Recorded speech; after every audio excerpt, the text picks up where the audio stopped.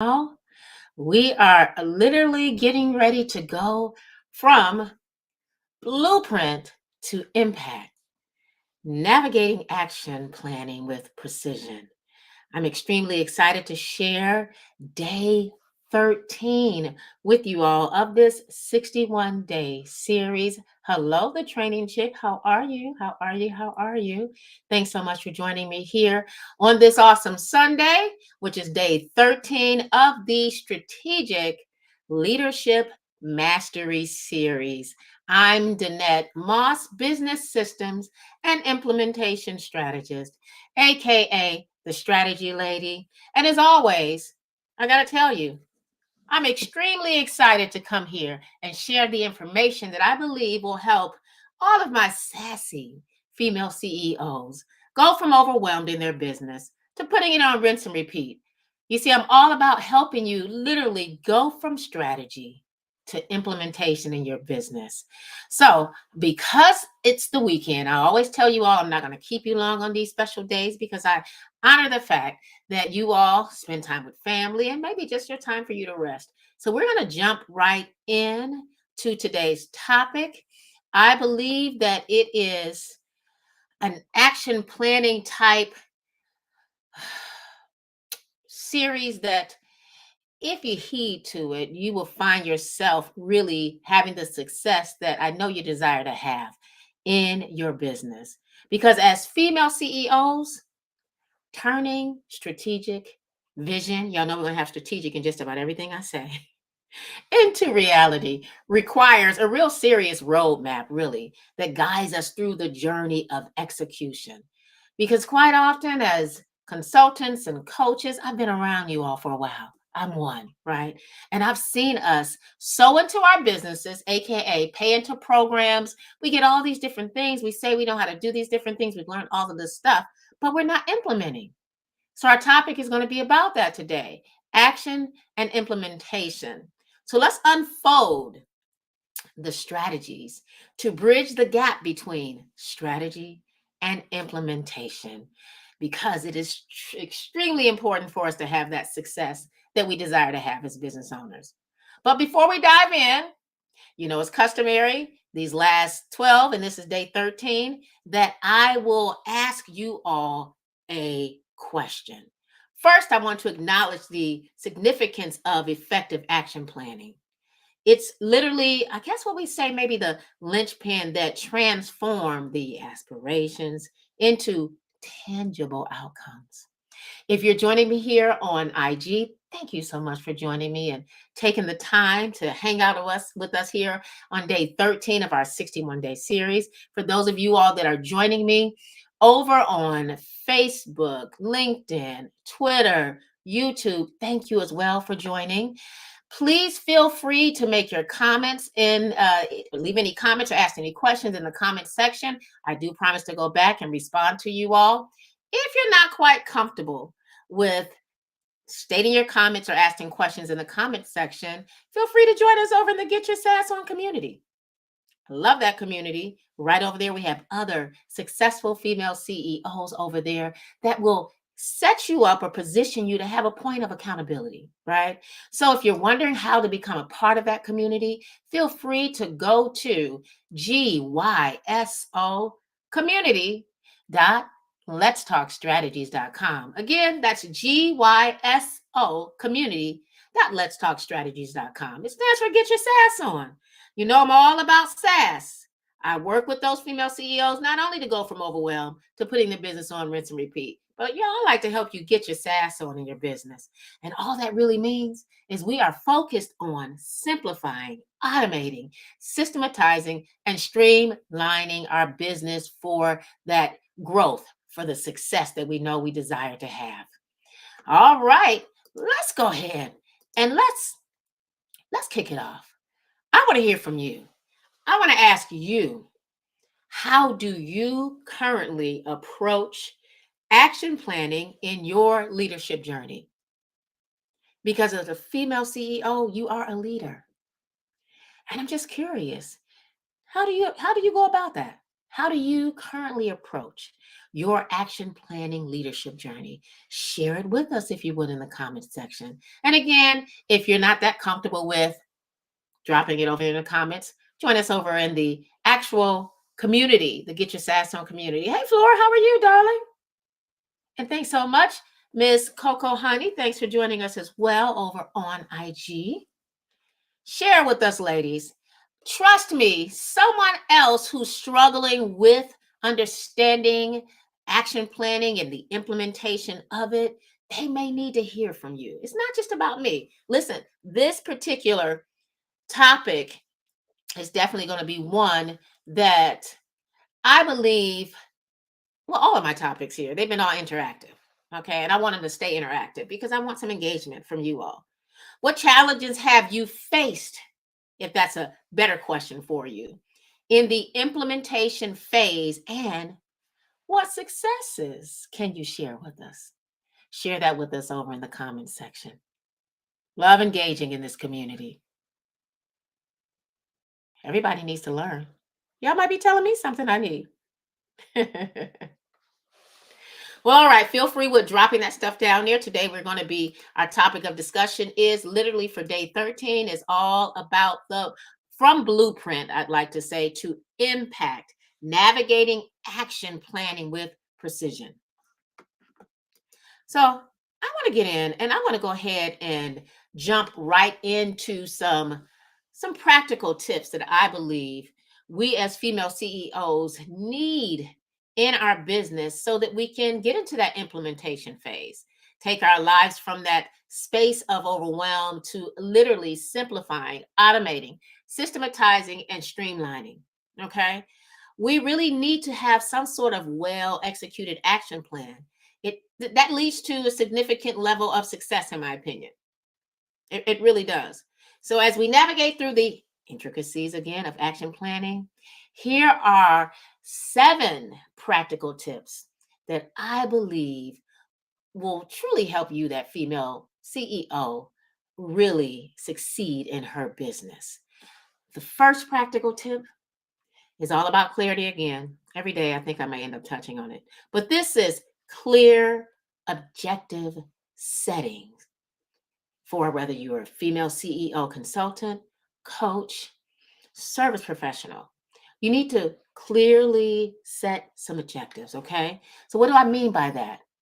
Craft that client centric objectives that align with the specific needs and goals of your service, your industry. You got to craft it. You really do. We speak about clarity a whole lot. And I always talk about writing a vision and making it plain so then the CEO can run with it. Y'all may get sick and tired of me saying it, but listen, get it out your head down on paper. But when you get it out of here and get it down on paper, spend some time with it. Make sure as you're crafting out that plan and looking at those objectives that they align with the specific needs of your services, that they match up with your clients as well. Okay? Now, inside of clear objective settings, we want to ensure that those objectives are SMART, right? And if you don't know what SMART means, this is all caps, SMART. SMART stands for specific, measurable, and that they kind of align with the client's vision for success. So specific, measurable, attainable, realistic, and timeable, or timely. Use the SMART methodology as you go through this journey. This particular methodology is not it's not a new one, it's old. But quite often people like to skip past this and then they wonder why they're struggling. Each and every major successful organization that has success, trust me, they're using this in there. You got to make sure it lines up the correct way. So ensure that your objectives are SMART, specific and measurable. Make sure you go out and put in the SMART methodology. It'll break it all down for you. I don't want to spend too much time there today because I've been touching on it the last couple of days. Make sure that they align with your client's vision for success. Not the hoping and wishing and praying that things are going to work. They need to align. This is why we write our vision down. And now next, we want to look at another practical tip, and that is detailed task breakdown. We need to really break things down. And I enjoy breaking mine down in bite-sized nuggets. Okay. When we think about task, some people look at it like it's a to-do list or to-don't list.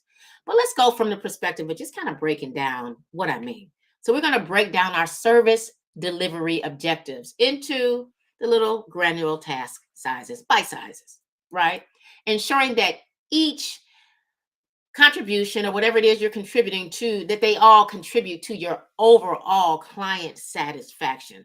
Because when we get into the delivery phase, we want to make sure that we're delivering to them with clarity. So break down your service delivery. Don't try to give them everything too broad. Break it down so that people can understand with clarity. I used to be extremely guilty of giving people too much because I wanted to provide value, but I was overwhelming them. Don't be that person. Don't overwhelm. Break it down into bite sized chunks. And as you do this, make sure that that is pretty comprehensive. Okay. Even, the things like the proposals, make sure that it's comprehensive, but it's broken down that they can understand it in its most elementary terms. Okay. Make sure that you highlight, okay, the value and the impact of each of your services, each of your products, if you're having those listed in there. So make sure that you have that detailed task broken down so that nobody will have to ask you any questions. Nobody will have to try to figure this thing out. It's right there front and center because it's broken down in its most elementary terms. Sometimes we get a little foo-foo in what we do as females, because I always talk about I help you get your sass on because all of us are sassy women. 'Cause that's what I believe women are. But I lend to that because that's part of my brand, right? Let's talk strategies. I help you get your sass on, but sometimes people may not understand that. So I still make sure that I'm breaking things down in its most comprehensive way, but that it's in a way that they understand and that they see the value in it and that it impacts them in some kind of way. So your services need to really truly impact the clientele so they know, shoot, I got to have this. It is a need. Now, another practical tip is timeline establishment.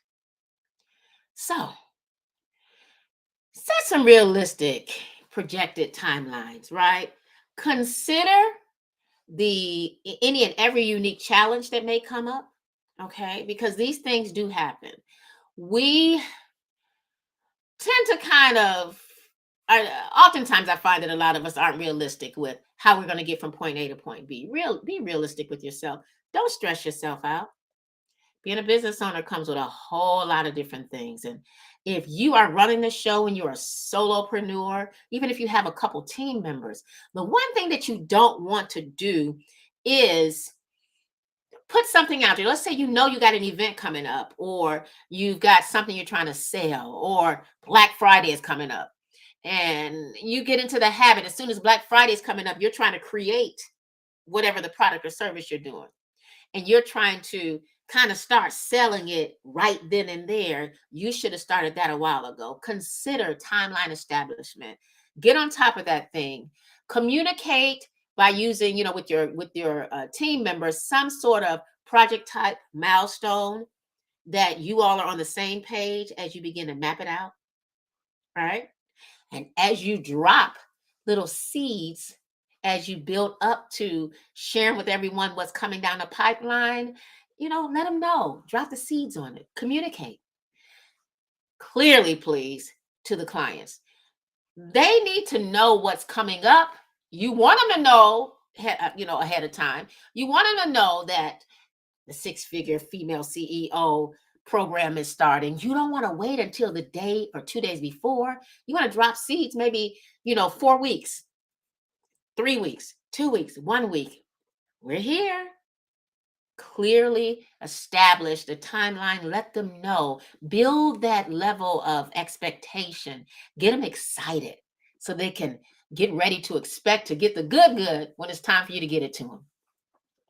Now, another practical tip I believe that will be truly helpful for female CEOs as it pertains to having this blueprint that will impact your business in a way, especially as it pertains to navigating, right? And taking that action and moving forward implementation in a nutshell, right? Is resource allocation. So you need to identify and allocate skilled um, team members to whatever the specific service areas that you're providing. What if you don't? What if you don't have a team member? What if you are the one that's handling that? You know it's something that your business needs, but you're not quite the one that understands how to really implement it. Consider a VA, consider a junior admin, consider subbing it out to someone else. The customer doesn't really care who's doing it in a nutshell as long as it's being done. Whatever it is that you said you promising you're going to do, as long as it's being delivered. I have team members that help me. I provide a service, and sometimes I hire other people to do things for me. It's all good as long as you deliver on the time frame that you said you're going to deliver. So think and look at resource allocations. Okay, leverage those strategic partners or partnerships to expand your service offerings without compromising the quality. Is all I'm saying. That's going to be extremely important. And as a matter of fact, as you grow your business, you're going to need team in order to do it. I'm all about business growth, not about holding it all to myself. So if you leverage strategic partnerships, this truly will allow you in this resource allocation to literally expand your service offerings. Your gift is what you should be working on, right? Sometimes you may not be the one that's good at social media posting and all those other things. Leverage other experts. Give them that thing that's their zone of genius or optimization while you work on that thing that best suits you. I encourage you to do that for sure. And then our next practical tip is risk identification and migration. So we need to, I guess for lack of better words, we need to anticipate potential challenges, potential risk in the coaching, consulting, or service professional, whatever industry you're in. Anticipate potential challenges in your processes. Things change. Your clients change. Your client requirements may change. Your market might shift. So you may have to pivot. Anticipate those things so that you can be in front of it. Nothing is perfect. We wish it was, but it's not. So you got to anticipate that so that way you can plan accordingly. All right? Be flexible in a nutshell. I like to say that I like to operate in a more agile state of mind as opposed to the other ways, waterfall. When I can anticipate challenges, not that I'm speaking death over any situation, but life can happen. Life is lifing. And so I'm always looking at ways that I can recover if I need to, even when I go live here. I like to be here at 6 o'clock on the dot starting. Like I know internet does weird things. I can be here 5 minutes before, 10 minutes before, everything looks like it's fine, and then boom. Have a way to recover. Anticipate. And as you anticipate, the AB plan that our parents told us about years ago, get that. Get it, get it, get it. Now, another practical tip is to make sure that if you have any stakeholders in your business, that you truly, truly communicate with them. Foster that transparent type of communications with your stakeholders and with your clients, right? You need to have that open door communications. Keep them informed about the service plans, the progress, and any adjustments. If you don't keep them informed and you take all of that on your shoulders, you're going to end up frustrated and truly dislike, AKA hate what it is you're doing. Prayerfully, you went into business because you enjoy that thing that you're doing. It's none like providing a service or a product, or just whether it's done with you, done for you, or setting up something that's do it yourself, and you're spending a lot more extra valuable time in something that you really don't have time for. Thus, now you're disliking it or hating it.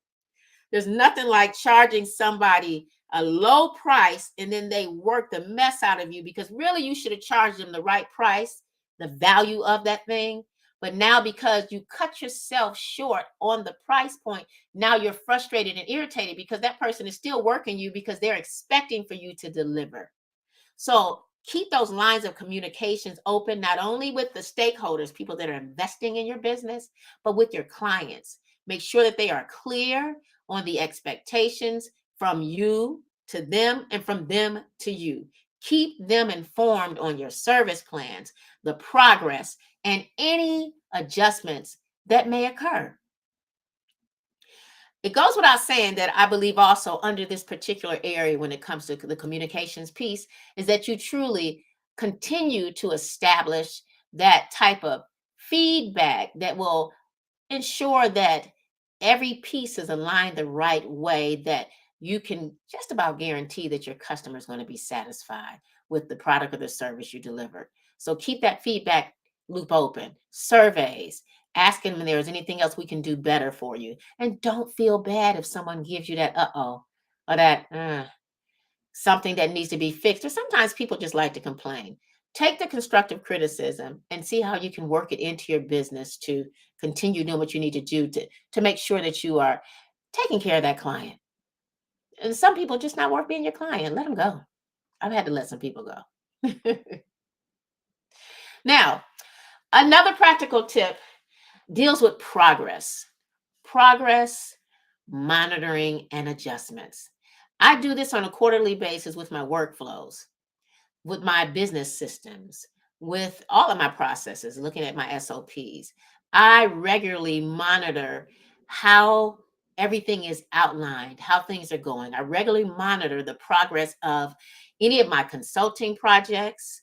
I regularly monitor how I'm providing the clients the information. Am I providing it to them in a timely fashion?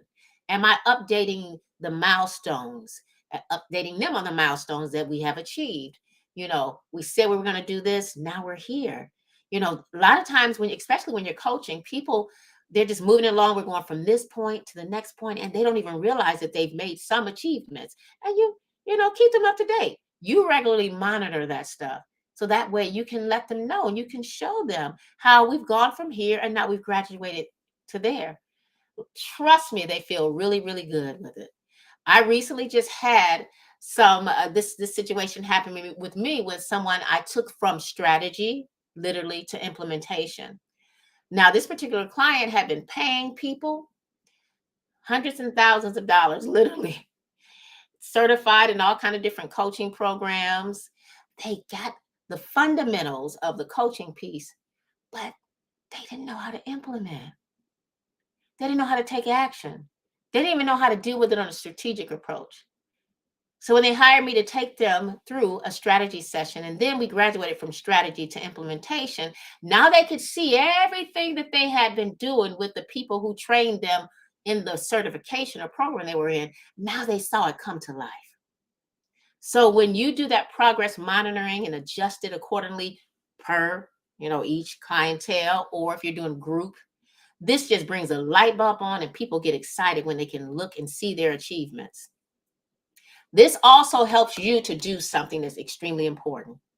It helps you truly look at the things that you, as the business owner, needs to do to adjust whatever it is in the business that may possibly need to be adjusted. So be open to adjustments in your business, whether it's consulting, coaching, or service professional industry. Right? And make sure that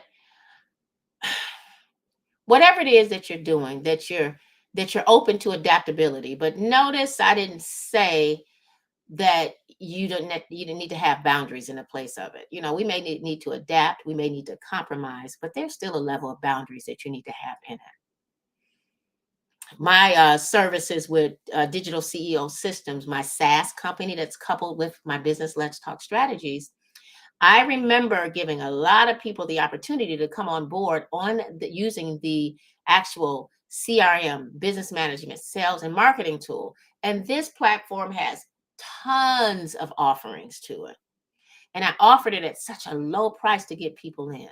Now, that was a good thing, but it was kind of a bad thing because most of them were extremely overwhelmed with the fact that, there was just pieces of the puzzle that they couldn't get with. And at a low price point that I did, people still didn't take advantage of what the actual software did. Now, as I increased my price point on it, when I increased that price point, people got a little bit more serious about it because then they would show up to office hours, they would ask the questions. They really got more into the things that they needed to get into. I ended up being a lot more happier. The ones that left, they were happier too as well. But it worked best for me because I had to make the necessary adjustments, look at it in a more strategic approach, and learn that there's just some portions of your services or your products that just cannot be on Black Friday. So be open to adjusting your consulting services, your consulting strategies based on real time situations or real time feedback. The feedback that I was getting was, it's a whole lot, but it's hard. And it was overwhelming to some. To some, they were good with it. So I had to look at those things and I had to restructure some things, right? That's adaptability. Be open to that. Don't beat yourself up to it if you have to. It's just part of it, right? The whole goal is to make sure that it's meeting your clients' needs. And heck, you're in business, of course, hopefully you like it to make money and to enjoy doing it. So it needs to meet your needs as well. All right. I truly hope that these 7 practical tips were extremely helpful for you. Please make sure that you go back and revisit them, listen to it again, share this information with other female CEOs that you believe these practical tips can help so that you all can literally go from being stagnated in your business to taking some action and implementing. I share with you all 7 practical tips that will help you do just that. The first one was clear objective settings. Number 2, practical tip 2 was detailed task breakdown. And 3 was timeline establishment. 4 was resource allocation. Then we talked about risk identification. That was number 5. And then the communications piece. It keeps coming in, stakeholders and with your clientele. And then last but not least, I believe we spoke about, I think the last one was progress. Let me check here. Yeah, progress monitoring and adjustments. Go back and listen to the video. Please take notes. Please ask questions. This particular series is called Strategic Leadership Mastery for a reason. We're not patty caking, y'all. We're getting serious about the direction that we're planning on and wanting to go in our business. And this is why I'm here walking you through the strategic plan, because we are leaders and we are successful leaders. So I'm going to give you all the good every day until the end of the year. I'm going to be hanging out with you all for a total of 61 days. This is day 13 of those. And again, I'm excited to drop this information and join you all on a consistent day-to-day basis. Now, remember, Friday, Saturday, and Sunday, we're probably going to be going to the record mode, pre-recording Friday, Saturdays, and Sundays. And then Monday through Thursday, I'm going to be going live because I have Sabbath, family time, and I want to still make sure that I have that sense of blend. Notice I didn't say balance because I don't think we can balance anything. I just want to make sure I'm blending things the right way and spending that precious time with my loved ones as well and resting. Because I got to rest, because I got to show up every day in its most successful way. So even if you don't see me live, I do promise that on a daily basis, you will have some information that will help you take your business from that state of overwhelm to putting it on rinse and repeat using the SaaS framework: simplify, automate, systematize, and streamline. And that's going to be coupled with the Strategic Leadership Mastery Series. Now, as we conclude this, I guess I would just say this particular session, day 13, remember that action planning, y'all, is yet another heartbeat of strategic leadership. Think about that. It's part of it. You cannot skip it as a leader. You really got to take action with everything that you have invested in, all the information you got. You might be on information overload. Use what you got and take some action on it, all right? This is Danette Moss, Business Systems and Implementation Strategist, aka the strategy lady, over at Let's Talk Strategies, home of the SaaS Factor, where I work with those female CEO, consultants, coaches, and service professionals. Y'all, I help them go from overwhelming their business to getting their SaaS on. In a nutshell, I work with you to put the business on rinse and repeat as we go through that strategic side from strategy to implementation.